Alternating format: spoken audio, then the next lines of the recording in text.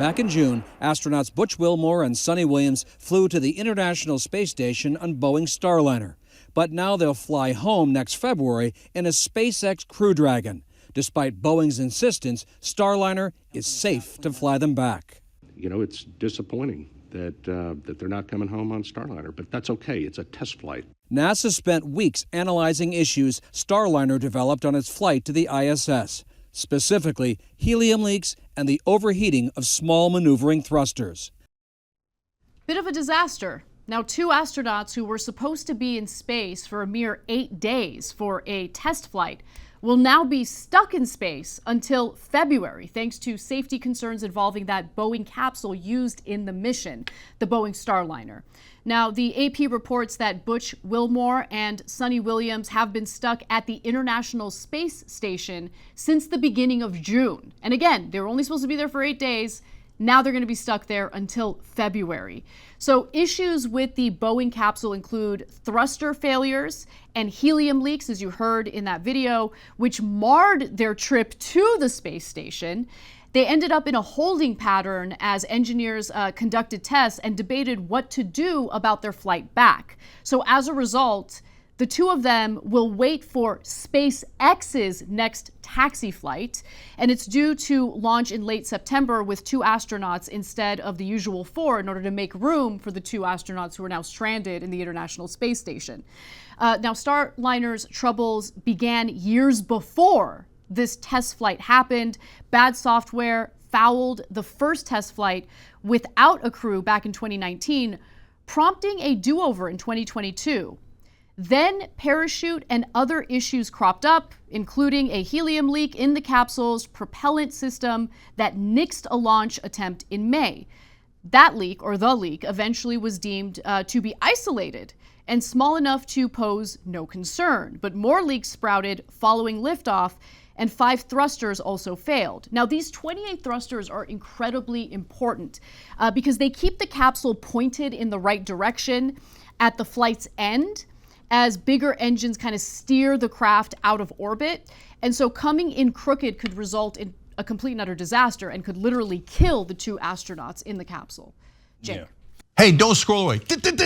Come back. Because before the video continues, we just want to urge you to lend your support to TYT. You power our honest reporting. You do it at tyt.com/team, and we love you for it. Boeing's a mess. So I can't know for sure, none of us can, how risky it is for them to come back on the Starliner. We've got to trust NASA on it. Now, is NASA going to err on the side of safety? Yes, they are, right? So, and I'm sure that Boeing is very frustrated by that. I'm sure that Boeing thinks, no, you've got 28 thrusters. Yes, 5 of them failed, but 4 of them are back to working. There's only 1 out of 28. It's not a big enough issue. We've analyzed the risk. This is what Boeing is saying. Analyze the risk, and we think the risk is de minimis and not worth delaying this for and having them stuck up there for all that time. But NASA's got to make the call, and I'm not. There's no way I can second guess them, or any of us can second guess them. And by the way, if they're leaning on the side of safety, that's probably the right thing to do. As one of our members, Art Guy, pointed out, Starliner is as safe as a 737 MAX. Right. Oh, wait. Exactly. That's why Right. I do not in any way begrudge NASA for making this decision. It is awful that these 2 astronauts are going to be stuck for many months in the International Space Station. They won't be able to come home until February. But remember, Boeing has their own reasons for why they do not want to switch to a SpaceX capsule for the flight home.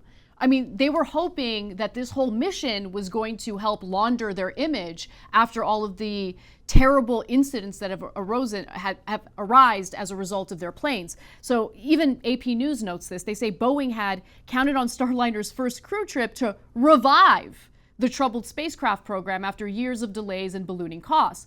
The company had insisted Starliner was safe based on all the recent thruster tests, both in space and on the ground. But they're taking a huge risk there. Sure, they're going to say no. I mean, 5 thrusters failed, 4 of them are back online, everything's fine, only 1 of them is failing. But if something goes wrong and those 2 astronauts die, I don't know how they recover from that. Yeah, and look, I was kind of again, I'm a novice. There's no way I could determine, but I was kind of torn based on the reporting on whether the risk was significant enough that they shouldn't do it or not, right? Because it seems like they have most of the issues under control, not the one thruster and one other thing. But then I read a portion of it where they said, well, the other 4 might have gone out because when they're in a certain flight area, it might cause a swelling, which then blocks other parts. And I was like, no, that's it. No, don't fly it. Okay, because remember, guys, these space programs are the shuttles, et cetera, are super, I mean, this is a hilarious thing to say, but super complicated. Even the slightest little thing being off, and the whole thing blows up. Exactly, yeah. That's why I wouldn't take the risk. And again, I do not begrudge NASA for making this decision. Now, this next video will have some visuals to help you kind of understand what the issues are. So let's take a quick look at that. That propulsion system's critical to the return flight home, including undocking and the braking burn on the return to Earth. The small engines need to fire hundreds of times to keep the spacecraft in the precise orientation for safe re-entry and on-target touchdown.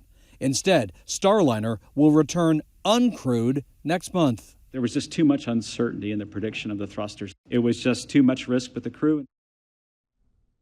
Yeah, I agree. I do think it's too much risk. I'm novice as well. I'm not an expert on this, but I just don't know if I would take Boeing's word on it. I wouldn't take Boeing's word on anything at this point. Yeah. And so, look, now the chance of it blowing up on re-entry is even higher because pilots do a better job of bringing it back in safely. Without pilots, it might blow up. And then, oh my God, it's an extra nightmare for Boeing. Yeah, right? Exactly. I mean, they're taking such a huge risk by urging the Boeing capsule to be used to bring them back home. I mean, again, if something goes wrong and those 2 astronauts die, you guys are done for. Like, I don't know how you recover from that. That's true. But Anna, remember, like, what I'm saying is that without the astronauts, the chance of it blowing up is higher. Oh, I see what you're saying. So then Boeing's going to be like, but if we had the astronauts in there, they might not have blown up, but no one's going to care. If it blows up, Boeing's totally screwed. Well, Boeing, you guys got to clean your house. Okay, like what's going on here? Seriously. Because it's not just this one story. This is not an isolated incident. You know, I have a theory on that. What's your theory? That we're having a serious competency problem in the United States? Like serious competency problem. Yes, but why is the question? The question, it's because there's no accountability. So the Pentagon gets audited. They never pass an audit. They say, we don't know where half the money went. And so we constantly funnel money to these defense contractors, billions, overall trillions at a time, right? And then we go, don't worry about it. Just suck out all the money from the American taxpayers' wallets. And remember, this is not really about defense or space programs or any of that. This is also we can get paid. You guys are going to get trillions of dollars, and then you're going to funnel some of that to the former generals, to the politicians' campaigns, et cetera. We're all going to get rich. So take a load off. So, and after a while, if there's no accountability, you start making mistakes. Yeah, and remember, about a decade ago, NASA made a decision to enter these, public-private partnerships, which have their own issues, to be sure. And what they wanted is to invite private industry to compete with one another for these government grants in order to work with NASA. And what's super fascinating about this is that Boeing got a much larger grant from the federal government compared to SpaceX. They received more than $4 billion compared to SpaceX's $2.6 billion. Yeah, and so now, fair show in America, credit where credit is due, SpaceX is kicking their ass. And SpaceX is kicking ass overall, doing an unbelievable job. So for all our issues with Elon Musk on politics and how he runs Twitter/X, and by the way, obviously the brother's obsessed with the letter X. Okay, was recently on X Spaces, which is different than X Space, or SpaceX. Okay, let it go, Elon. Anyways, overall though, it's weird, but it's true. SpaceX is dominating, and so apparently you can run it well. And so, look, this is if SpaceX continues to do this well, and they continue to take business from them, and they dominate here. Score one for capitalism, competition, the better company wins out. Competition will start kicking in. Yeah. Okay, then you know what's going to happen next. Then SpaceX is going to get bloated. They're going to be unaccountable. Yeah. There's going to be no competition. and then they're going to start blowing up. That's why- That's the usual pattern. Yeah, it is important to have competition. It is important to prevent, various industries from monopolizing. Right now there are two major players, and it's Boeing and SpaceX. I'm glad that SpaceX is at least delivering. Boeing needs to clean their house. Figure it out. Thanks for watching the Young Turks. Really appreciate it. Another way to show support is through YouTube memberships. You'll get to interact with us more. There's live chat emojis, badges.